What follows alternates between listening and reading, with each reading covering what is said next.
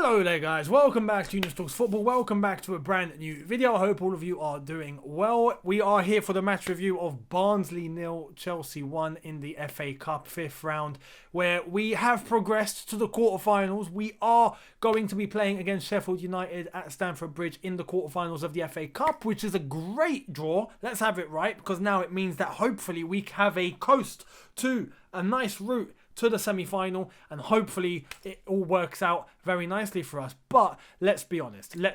Before we get into all the analysis and what happened, we have to be honest. Tonight was not good enough. Tonight was poor. Tonight was a poor performance. Barnsley, I have to give complete respect to. Barnsley played absolutely immense. All credit to them. They can leave this competition with their heads held absolutely high. Their gaffer set them up very nicely. Their players were very disciplined. They were all organised. They were all very physical. They were physical for 90 minutes. Literally, I thought it would get to a point in the game where they would tire out and they'd begin to fade, but they didn't. They went all the way. And it goes to show you just how, I'd say, a bit underrated the Championship is, because that's the type of football you can get in the Championship, and those are the sort of players that you come up against in the Championship. Hence why you see relegated teams go and sometimes they never come back, because the Championship isn't an easy league either. So fair play to Barnsley. They deserve all the credit in the world. They dominated the game. They had the more chances. They've had more shots on target. They dominated the play. They've done all sorts. We kind of, done a traditional old school 1-0 nick and grab kind of win, which is really weird when you think about Chelsea going to a Barnsley and that's going to be the sort of game.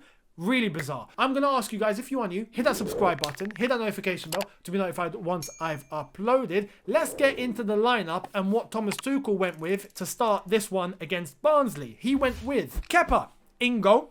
We went with starting off with a back three. We had Emerson as our left-sided centre-back, Kurt Zuma in the middle, Andreas Christensen right-sided centre-back. We had Marcos Alonso as left wing-back, Callum Hudson-Odoi as right wing-back. We had Billy Gilmour and N'Golo Kante in a double pivot. We had Christian Pulisic and Hakim Ziyech just behind the striker, and that striker was Tammy Abraham. Now, there are some key performances that I want to put out here, because there are a couple that I would say are very positive, played very well, but there are some where it looked a little bit lackluster. And as much as I want to say collectively, it was a lackluster performance. We weren't able to really string good passes together. We weren't moving the ball quick enough. In terms of getting the ball to our forward men and our forward men doing anything with it, didn't really happen, except for the goal with Tammy Abraham, which we're going to get into.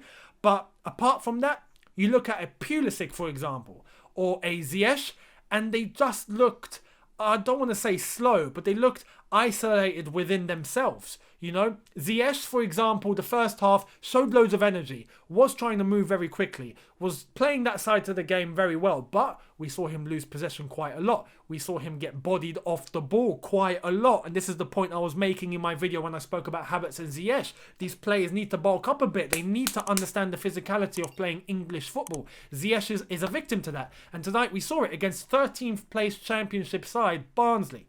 He came up against them.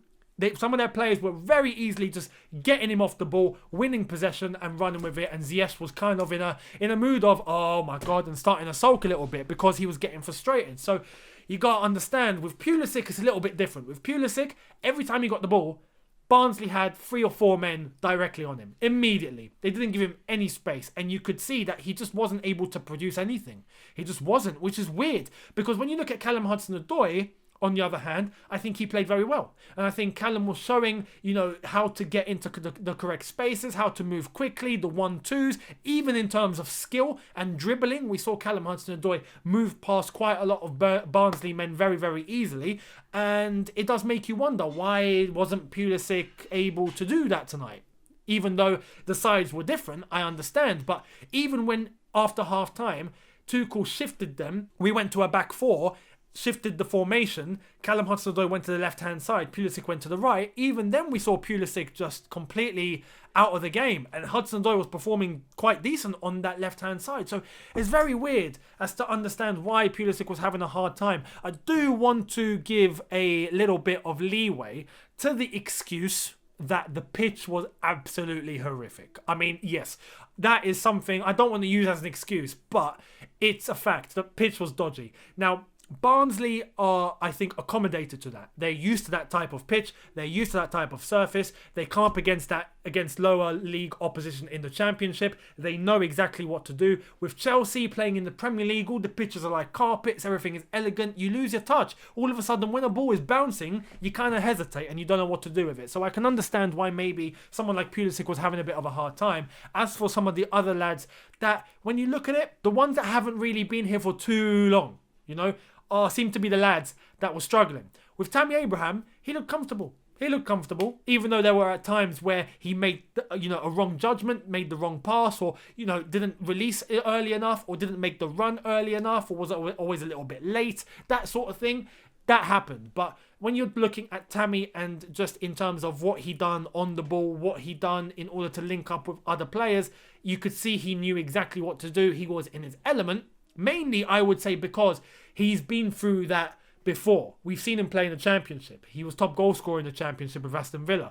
We've seen him, how he's accommodated to that side of the game. So I wasn't concerned about any of our academy boys. Reece James is another example who I think done decent, fair play.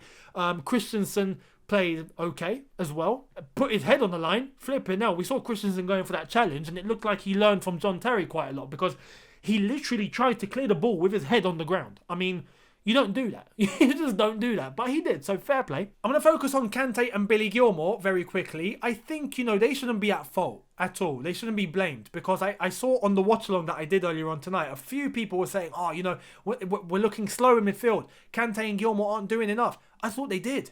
I thought they were moving very well. I thought they were moving the ball very well. I thought that the errors that we had in defence with the chances that Barnsley had and Kepa had to make a couple of saves wasn't down to N'Golo Kante or Billy Gilmour. And vice versa, every time we get the ball to our front line or we can't materialise an attack, that's not down to Billy Gilmour or N'Golo Kante. They done exactly what they had to do in terms of distribution and getting the ball to where it needed to be. So I have no worries in terms of the way that they both played. I thought they both played well. I think it was a good return for N'Golo Kante, and I think it was a very good introduction for Billy Gilmour to come in and have 90 minutes, and he done very well. Fair play to Billy Gilmour. Loads of energy, loads of quick play, loads of getting into the right positions, no panic, very calm. He's very cool-blooded. That's the one thing I love about Billy Gilmour. He's very cool-blooded.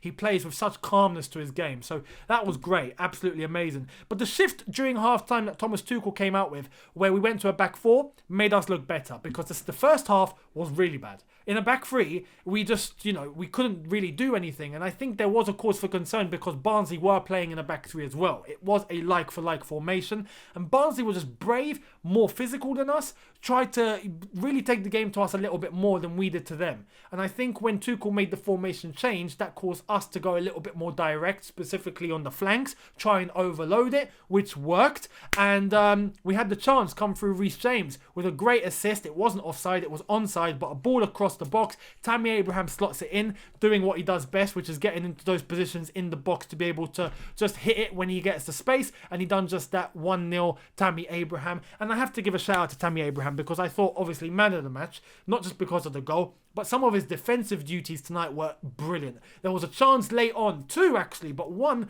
where, I don't know who it was for Barnsley, but he literally ball into the box, managed to tap it with the outside of his foot. It was going in. It was going in. And if there had been a short man there, instead of Tammy Abraham, it would have gone over his head and it would have been 1-1. Tammy Abraham sees it coming, boom, straight over the bar, fantastic clearance when we needed it. Great defending from Tammy Abraham, something I thought I'd never say. And then even after that, in order to recuperate the ball to cut off a chance that Barnsley wanted to go on the offensive with in the very dire minutes of the game, got the challenge in. Took the ball, fantastic. Tammy Abraham, again, fantastic defending. So he played really well. Very, very happy with Tammy Abraham's performance. And again, I understand why he's familiar with this environment. And I think that's why he thrived tonight. So he done very well. On the overall, though, I don't think Thomas Tuchel is going to be very happy. Kepa did save us quite a lot. He did save us quite a lot, so I want to give Kepa some credit because he didn't put any foot wrong or put a hand wrong. He actually saved us on 2 or 3 occasions where he made some good saves and the defence were lacking. So,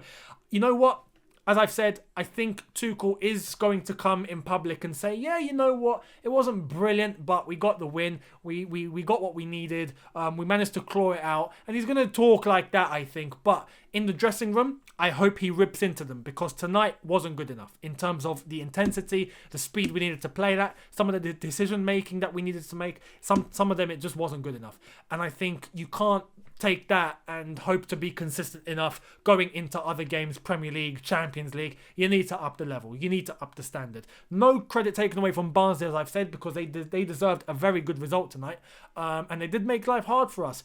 But there should be that level. And tonight we didn't show it. Barnsley did. We didn't. So I hope Tuchel gets that message across and shows them that, look, lads, we got away with one tonight. We got away with one tonight. Yes, we won.